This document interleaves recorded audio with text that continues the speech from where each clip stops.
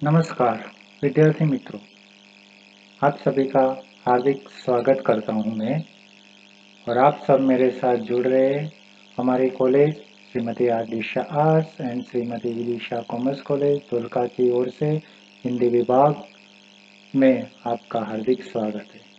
मित्रों, आप सब जानते हैं कि सांप्रत परिस्थिति ने हम लोगों को अभी कुछ समय के लिए डिस्टर्ब कर दिया है, लेकिन एक बात तो है, ये स्थिति जो है भारत में ही नहीं पूरे विश्व में चल रही है।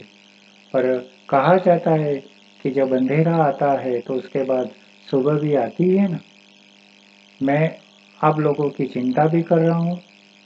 मैं चाहता हूँ कि आप सब लोग आपके घर पे ही होंगे, सुरक्षित रहते होंगे और सरकार के निर्देशानुसार जो नियम दिए गए हैं उसका आप पालन भी करते होंगे। हम सब पढ़े लिखे लोग हैं, हमें सरकार के द्वारा दी गई सूचनाओं को बिल्कुल अमल में लेना है। इसलिए आप जब भी किसी काम के लिए बाहर निकले तो आप सब लोग एक डिस्टेंस बनाकर रखिए, 2 गज दूरी की, और चेहरे पर मास्क भी रखना है आप लोगों को। और कहीं पर भी भूल से कोई भी चीज़ या कोई वस्तु या कोई व्यक्ति से आप भूल से अगर छू लिया तो तुरंत आपको हाथ धो लेने हैं। भूल से भी आपके हाथ चेहरे पर नहीं लाने हैं। ये तमाम बातें आप लोग बहुत दिनों से सुन रहे हैं। मुझे ये कहना है आपको कि मित्रों, कोरोना महामारी है, बिल्कुल बराबर। हम सब रोज उसकी बातों को देखते हैं, न्यूज़ में, मीडिया में सब बार-बार आ रहा है, लेकिन हमें उसको हमारे मन पर हावी नहीं होने देना है। अगर हावी होने देंगे तो समस्या बड़ी हो जाएगी। वो कहते हैं ना, एक मुझे बात याद रही कि एक व्यक्ति के घर में चूहा घुस गया। उस व्यक्ति ने उस चूहे को मारने के लिए, उसको बाहर निकालने के लिए बहुत सारी कोशिशें की, लेकिन चूहा है कि निकले ही नहीं। व्यक्ति ने बहुत सारे ऐसे प्रयत्न कर लिए कि जिससे चूहा उसके घर से बाहर निकल जाए, लेकिन हो ही नहीं रहा था। चूहे को तो आप जानते हैं कि कभी भी वो कहीं पर भी वो दौड़कर छिप जाता है। आखिरकार व्यक्ति ने एक दिन चूहे से तंग आकर यही काम किया कि उसने चूहे को घर से बाहर निकालने के लिए अपने ही घर को आग लगा दी। जब घर को आग लगी तो चूहे अपने स्वभाव के साथ ही, आप जानते हैं कि वो तुरंत घर में से निकलकर दूसरी जगह चला गया। इधर क्या हुआ, व्यक्ति का पूरा घर जल गया। कहने का मेरा तात्पर्य क्या है कि हम ये जो कोरोना की महामारी है उससे डरे नहीं, भयभीत ना हो, और इतने भी हम मानसिक उसके डर में ना आ जाए कि उसका हाव हमारे मन पर भारी कर ले और हम अपने ही घर को जला दें। हमें तो ये करना है कि उससे कैसे बचा जाए और आगे वाली ज़िंदगी को हम किस तरह से फिर से रूटीन में ला सकें। फ्रेंड्स, मुझे ये कहना है क्योंकि ज़िंदगी कभी किसी के लिए रुकती नहीं है, और आप तो वो लोग हैं कि आज ये स्थिति आई है, कल अच्छी स्थिति आएगी भी, और वो कहते हैं ना, वो सुबह फिर आएगी। सुनहरे आकाश में हम देखेंगे कि एक बहुत ही खूबसूरत सूर्योदय होता होगा, पंछी चहचहाते होंगे, और हम उस नई सुबह की आशा में अभी इस समय को बहुत स्वस्थता से और सावचेती के रूप में निकाल लें, क्योंकि आप लोगों को पढ़ाई करनी है, और पढ़ाई करनी है तो मुझे आपको ये कहना भी है कि आप वो लोग हैं कि मुझे कुछ पंक्ति भी याद आ रही है कि ज़िंदगी की असली उड़ान अभी बाकी है। ज़िंदगी के कई इम्तिहान अभी बाकी है। अभी तो नापी है मुट्ठी भर ज़मीन हमने, अभी तो नापी है मुट्ठी भर ज़मीन हमने, अभी तो सारे आसमां बाकी है। फ्रेंड्स, उसी आसमां की तलाश में हमें निकलना है, और वो निकलना है कैसे? पुस्तकों के सहारे, क्योंकि ज्ञान ही एक ऐसा माध्यम है जो हमें बहुत कुछ सिखाता है, बहुत कुछ समझाता है, और आप लोगों का समय अब वो आया है। क्यों? क्योंकि आप लोग सेमेस्टर 5 में आए हैं। कॉलेज का वो अंतिम साल पढ़ाई का, जहाँ पर आप लोग डिग्री लेने वाले हैं, और वो डिग्री लेने का वर्ष होता है बहुत ही महत्वपूर्ण। तो मैं आप सबसे खास याद दिलाऊंगा कि आप उस जगह पर आ गए हैं कि अब आगे का समय आपके लिए एक नई जिंदगी के पायदान पर ले जाएगा। मित्रों, मुझे आपको ये भी बताना है कि आप लोग नए पायदान पर जा रहे हैं, तो ज्ञान की उस सीमा को और आगे बढ़ाना है, क्योंकि ज्ञान पुस्तकों में तो पढ़ा ही है, लेकिन और भी बहुत सारी ऐसी जगह है, वहाँ से भी हमें ज्ञान को लेना है। क्योंकि ज्ञान प्राप्त करके ही हम अपने बौद्धिक विकास को प्राप्त करते हैं। मुझे एक बात भी याद आई, और वो बात है हमारे बहुत बड़े कॉलमिस्ट गुणवंत शाह का। उन्होंने तो ये लिखा भी है कि जे ઘરમાં 10 સારા પુસ્તકો ન હોય ત્યાં દીકરી આપવી પણ ગુનો છે અને દીકરી લેવી પણ બહુ મોટો ગુનો છે। कितनी बड़ी बात उन्होंने कर दी कि जिस घर में अच्छी किताबें ना हो वहां पर संस्कार की क्या बात होगी। तो ज्ञान संस्कार देता है, ज्ञान पुस्तक में से मिलता है। और आज मैं आप लोगों के सामने आपके सेमेस्टर 5 की बात करने जा रहा हूँ।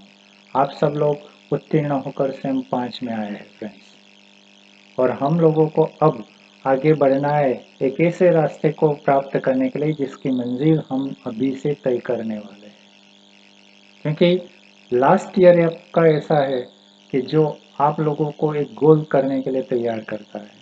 आगे क्या, अभी तक आप सेमेस्टर 1 से लेकर सेमेस्टर 6 तक की पढ़ाई जो करने वाले हैं, उसमें अंतिम वर्ष में आपका सेम 5 एक ऐसा पायदान है कि जो आपको आने वाली जिंदगी का एक गोल तय करने के लिए दे रहा है। आपके सामने रास्ता लंबा सा है, दिखाई भी दे रहा है। उस रास्ते को आपको पार करना है और आपके गोल को पार करना है। आज मैं आपके सामने बात करूंगा सेमेस्टर 5 के हिंदी विषय के मुख्य विषय जो हिंदी है उसके विद्यार्थियों को लेकर कि आपका अभ्यासक्रम क्या होगा। क्योंकि आपको अभ्यासक्रम जो करना है वो बहुत ज़रूरी है। सबसे पहले पढ़ाई में हम सिलेबस की बात करते हैं, और सिलेबस आपको जो पढ़ना है वो क्या है, वो आपको मैं आपकी स्क्रीन पर ही बता रहा हूँ। क्योंकि आप लोगों को जो अभ्यासक्रम पढ़ना है वो है चॉइस बेस्ड क्रेडिट सिस्टम वाला।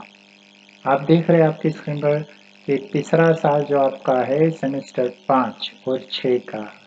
तो इस बार मैं मात्र आपके सेमेस्टर 5 के अभ्यासक्रम की बात करूंगा। फ्रेंड्स, यहाँ पर आपके कुल 6 पेपर आएंगे, और वो पेपर जो है मात्र मुख्य विषय हिंदी कोर 301 से लेकर 306 तक के। आप लोगों को उन पेपरों की बात यहाँ पर समझनी है। आपके कुल 6 पेपर आपके मुख्य विषय के, और एक पेपर आपका रहेगा अंग्रेजी विषय का।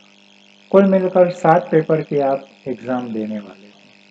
तो आपका जो कोर्स यूनिवर्सिटी ने तय किया है, गुजरात यूनिवर्सिटी ने 2018 से लेकर 2021 तक का कोर्स अभ्यासक्रम कमेटी द्वारा तय हुआ है।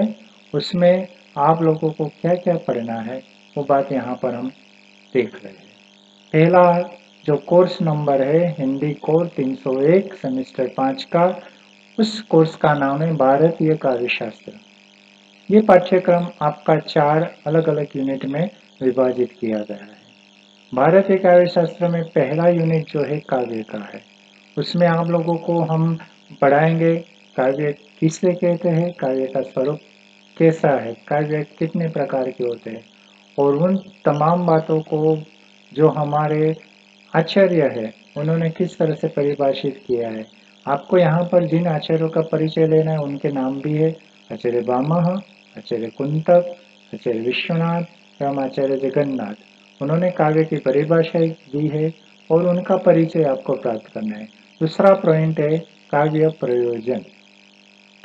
कोई भी काम किस तरह से प्रयोजित होता है उसकी बात यहाँ पर है कि काव्य कैसे निर्मित होता है, कवि क्यों काव्य लिखता है, उस प्रयोजन के पीछे उसकी मनसा क्या होते हैं उसका भी यहाँ पर हम जिक्र करेंगे। तीसरा पॉइंट है काव्य हेतु और काव्य गुण। दूसरा यूनिट आपका है शब्द शक्ति का, जहाँ पर आप लोगों को शब्द शक्ति का अर्थ एवं जो 3 शब्द शक्ति आपके कोर्स में अभिधा, लक्षणा और व्यंजना शब्द शक्ति और उसके भेद का परिचय आपको प्राप्त करना है। आप लोगों को तभी मैं समझाऊंगा डिटेल्स में, क्योंकि अभी हम मात्र अभ्यासक्रम को लेकर बात करेंगे। तीसरा यूनिट है रस का। रस क्या है, रस का स्वरूप जब हम समझेंगे तब उसमें मैं आपको ये बताऊंगा। उसके साथ ही रस के अंग यानी कि उसके जो कितने अंग है उसकी बात करेंगे, रस के भेद यानी कि प्रकारों की बात करेंगे, और चौथा यूनिट आपका अलंकार और छंद का है। पहले में आप अलंकार का परिचय लेंगे, जिसमें आपके सामने अलंकारों को रखा भी गया है, जो है अनुप्रास, यमक, वक्रोक्ति, उपमा, उत्प्रेक्षा, रूपक, दृष्टांत और विरोधाभास। उसी प्रकार छंदों का भी यहाँ पर परिचय है। जो लिखे गए छंद है और अलंकार वही हमें परिचय में लेना है। बाकी ऐसे तो बहुत सारे अलंकार भी है और बहुत सारे छंद भी है, लेकिन हमें सिलेबस को ध्यान में रखकर जो छंद पढ़ने हैं उसमें है दोहा, चौपाई, सोरठा, सवैया, आल्हा, हरिगीतिका और इंद्रव्रजा और शिखरिणी। इसके साथ आपके सिलेबस में कुछ संदर्भ ग्रंथ की सूची भी दी गई है। आपको ये सिलेबस गुजरात यूनिवर्सिटी की वेबसाइट से डाउनलोड कर लेना है। आपको अगर नहीं मिल रहा है वेबसाइट पर से, तो मैं आपको ये उपलब्ध करवा दूंगा। कारण है कि हम सारे विद्यार्थियों को अपने पास उनका सिलेबस होना बहुत ज़रूरी है, ताकि कहीं पर कोई बात छूट जाए या कोई भूल जाए तो आप याद दिला सकते हैं। साथ ही साथ उसमें जो दिए गए संदर्भ है उस किताबों को पुस्तकालय से आप प्राप्त करके स्वयं अभ्यास भी कर सकते हैं। दूसरा कोर्स आ रहा है आपका 302, नाम है हिंदी भाषा और लिपि का। इसमें भी 4 यूनिट है। पहला यूनिट है भाषा और भाषा परिवार का, जिसमें आप भाषा की परिभाषा, स्वरूप एवं लक्षण की बातों को देखेंगे। दूसरा है भारतीय परिवार, और तीसरा है द्रविड़ परिवार, जिसमें तमिल, तेलुगु, मलयालम और कन्नड़ भाषा को लेकर हम बात करेंगे। दूसरा यूनिट जो है आपका वह है भारतीय आर्य भाषा है, जिसमें आप लोगों को पहले पॉइंट में प्राचीन एवं मध्यकालीन भारतीय आर्य भाषाओं का परिचय लेना है। दूसरा है आधुनिक भारतीय आर्य भाषाओं की बात, और तीसरे में हिंदी की उपभाषा और बोलियों का परिचय। तीसरा यूनिट हिंदी का विकास कैसे हुआ उसकी बात जानकारी में लेनी है। तो पहले है हिंदी शब्द समूह की बात। दूसरा है हिंदी का नामकरण और विकास, जिसमें हम हिंदी, उर्दू और हिंदुस्तानी का परिचय लेंगे। तीसरा खड़ी बोली का विकास, उसकी बात करेंगे। अभी जो मैं आपके साथ बातचीत कर रहा हूँ वो खड़ी बोली हिंदी है, और जो हम आज हिंदी लिख रहे हैं वो लिपि जो है वो है देवनागरी लिपि। उसका भी परिचय आपको चौथे यूनिट में लेना है। देवनागरी लिपि का विकास कैसे हुआ, देवनागरी लिपि की वैज्ञानिकता की बात होगी, और हिंदी वर्तनी के नियमों की बात। यहाँ पर भी कुछ संदर्भ किताबें, ग्रंथ दिए गए हैं, उसका भी हम परिचय लेंगे।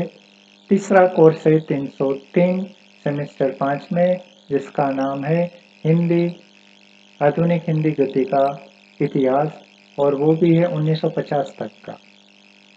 आप सेम 4 में इतिहास पढ़कर आए, सेम 3 में भी आपने इतिहास पढ़ा है। वो शुरुआत का दौर की इतिहास का था, हिंदी साहित्य का उद्भव विकास जब हुआ था, उस से वहाँ से चर्चा शुरू हुई थी। और आप लोग सेम 3 और 4 में जो चर्चा पूरी करके आए, उसी के आगे का हिस्सा जो है वो है हिंदी गद्य का इतिहास पर आधुनिक 1950 तक का। इसमें पाठ्यक्रम में आपको क्या क्या पढ़ना है, तो पहले यूनिट में आपको कथा साहित्य पढ़ना है।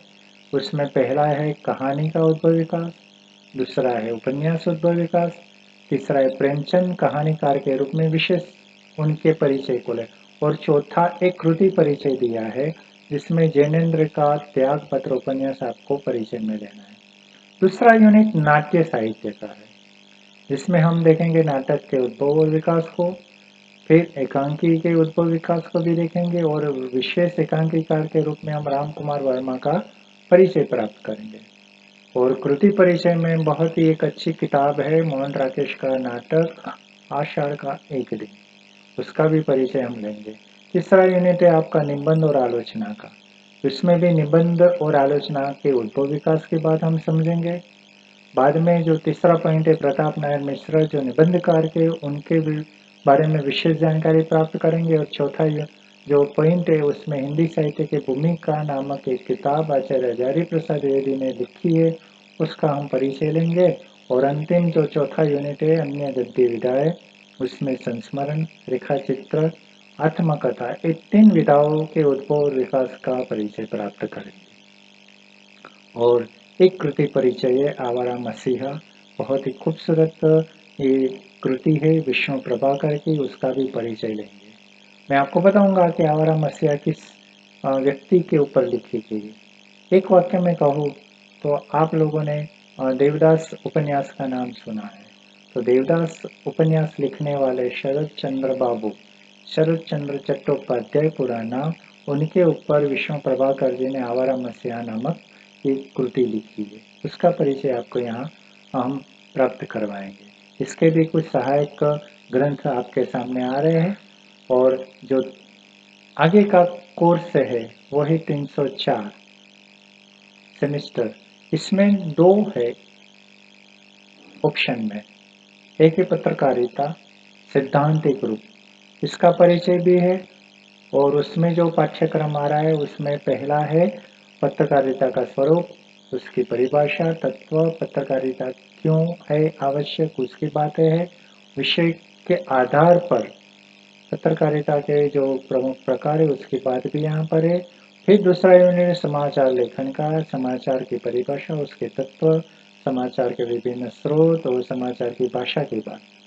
तीसरा यूनिट संवाददाता और संपादक के कार्य को लेकर है, जिसमें संपादक के गुण, संवाददाता की योग्यताएं, पत्रकारिता से संबंधित लेखन, संपादकीय फीचर, रिपोर्टाज, साक्षात्कार। और तीसरा जो तत्व है वो है समाचार पत्र के प्रशासनिक तथा बिक्री वितरण की व्यवस्था की बात है। चौथा यूनिट है विज्ञापन और मुद्रापन कला। विज्ञापन क्या है यानी एडवर्टाइज, उसके लाभ और हानि, मुद्रण कला है, प्रूफ शोधन उसमें आएगा, और पृष्ठ सज्जन स्तंभ योजना की यहाँ बात है। और इसी में जो ऑप्शनल पेपर है वो है आपका प्रयोजनमूलक हिंदी, यहाँ पर उसका पाठ्यक्रम है प्रयोजनमूलक हिंदी के उदाहरण और अनुप्रयोग। प्रयोजनमूलक हिंदी यानी वो हिंदी जो कार्यालय हिंदी के नाम से भी जानी जाती है। हिंदी मात्र साहित्यिक नहीं रही है मित्रों, हिंदी बहुत सारे विस्तार लेकर अब बैठी है।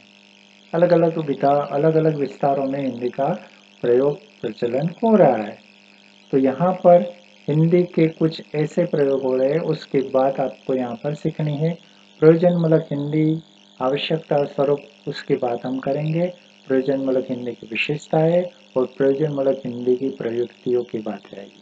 दूसरा यूनिट है प्रयोजनमूलक हिंदी और राजभाषा का। राजभाषा क्या है, उसका स्वरूप और उसके महत्व, राजभाषा हिंदी की संवैधानिक स्थिति, राजभाषा हिंदी का कार्यान्वयी विस्तार कैसा है उसकी बात होगी।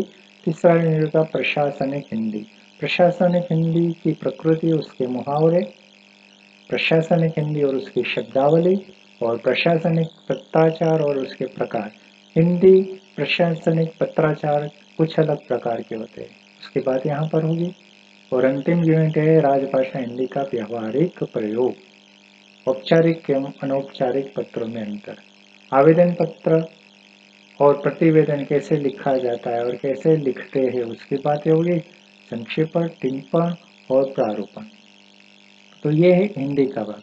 मित्रों खास ये बात करूंगा मैं यहाँ पर कि हम लोगों को पत्रकारिता और प्रयोजनमूलक हिंदी में से कोई एक कोर्स को चुनना है, तो वो किस तरह से चुनना है, क्या करना है, वो मैं आपके साथ पहले विचार विमर्श कर लूँगा। आप लोगों का रस किसमें ज़्यादा रहेगा और आप लोगों को सरलता किसमें ज़्यादा रहेगी। सरलता बहुत ज़रूरी है मित्रों, क्योंकि आने वाले एग्ज़ाम में जो आप पढ़ना चाहते हैं उसके हिसाब से आपका पेपर आएगा। आप अगर पत्रकारिता पढ़ना चाहेंगे तो हम उस कोर्स की बात करेंगे। अगर आप लोग प्रयोजनमूलक हिंदी पढ़ना चाहेंगे तो उसकी भी बात हम करेंगे। तो वो विचार विमर्श करके हम तय करेंगे। फिलहाल अभी हम उसको ऐसे ही छोड़ रहे हैं जानकारी के लिए आपकी। और इस सेमेस्टर 5 में 305 में भी ऑप्शनल पेपर है, लेकिन यहाँ पर मैं स्पष्टता कर दूंगा कि हम यहाँ पर सेमेस्टर 5 में जो पढ़ाने वाले हैं वो है विशिष्ट साहित्यकार कमलेश्वर के गद्य विधा को लेकर, क्योंकि ये आपके लिए सरल रहेगा। गद्य विधा सरल रहती है। पाठ्य पुस्तक यहाँ पर दी गई है। 2 पाठ्य पुस्तक आपको यहाँ पर पढ़ाई में लेनी है। एक उनका उपन्यास है कमलेश्वर जी का, वह है समुद्र में खोया हुआ आदमी। दूसरी किताब है मेरी प्रिय कहानियाँ। तो वो कहानियाँ कौन कौन सी वो भी मैं आपको यहाँ बता रहा हूँ। तो हम लोग यहाँ पर स्पष्ट है कि सेम 5 में जो 305 ऑप्शनल पेपर है उसमें हम पढ़ेंगे विशिष्ट साहित्यकार कमलेश्वर को। यूनिट के हिसाब से बात करूँ तो पहला यूनिट है कमलेश्वर के व्यक्तित्व और कृतित्व को लेकर। जीवन परिचय उनका है, उनकी रचना परिचय, उन्होंने जो कृतित्व लिखा है उसकी बात होगी। और तीसरा होगा रचनात्मक वैशिष्ट्य उनका। दूसरे यूनिट से आप किताब का उपयोग करेंगे। और उपन्यास है समुद्र में खोया हुआ आदमी, उसके कथानक और उद्देश्य की हम बात करेंगे। उसमें जो दिए गए महानगरीय मध्यवर्गीय जीवन की चर्चा है उस पर बात करेंगे। और उपन्यास की भाषा और संवाद को लेकर बात करेंगे। तीसरा यूनिट उसी उपन्यास पर जा रहा है जिसमें हम चरित्रांकन एवं परिवेश पर बात करेंगे। विशेष रूप से जो मुख्य चरित्र है उपन्यास के वो है श्यामलाल, वीरन और रम्मी का चरित्र, उस पर हम विशेष बात करेंगे। अन्य चरित्रों को भी साथ में लेकर बात करेंगे। और विभिन्न परिवेश जो है कि उस देश काल की बात कि वातावरण कैसा है उपन्यास का, उस पर भी हम यहाँ बात करेंगे। चौथा यूनिट जो दूसरी किताब है उनकी कहानियों को लेकर, उसमें से आप लोगों को यहाँ 3 कहानियाँ कोर्स में है। एक है राजा नीरबंसिया, दूसरी है तलाश और तीसरी है खोई हुई दिशा है। तो इन 3 कहानियों को लेकर हम बात करेंगे। साथ ही साथ संदर्भ ग्रंथ भी आपको दिए गए हैं। मैं बात ये भी कर लूँ कि 305 में जो ऑप्शनल पेपर है वो है एक कविता को लेकर, पद्य विधा को लेकर। वही विशिष्ट साहित्यकार धर्मवीर भारती। इसमें भी 2 किताबें हैं, अंधा युग जो गीति नाट्य है और दूसरी है ठंडा लोहा और अन्य कविता। ये भी बहुत अच्छी किताब है। तो यहाँ पर भी विशिष्ट साहित्यकार में पहले यूनिट में धर्मवीर भारती के परिचय को लिया गया है। दूसरा यूनिट है अंधा युग की मूल्यांकन को लेकर। और तीसरा यूनिट है ठंडा लोहा की कविताओं को लेकर। और चौथा यूनिट जो है सो संदर्भ व्याख्याओं का है। तो मित्रों ये आपका कोर्स है 305 तक का। 306 आपके निबंध को लेकर है। तो निबंध की बात में मैं आपको आगे कर रहा हूँ, वो किस तरह से आप अभी देख सकते हैं।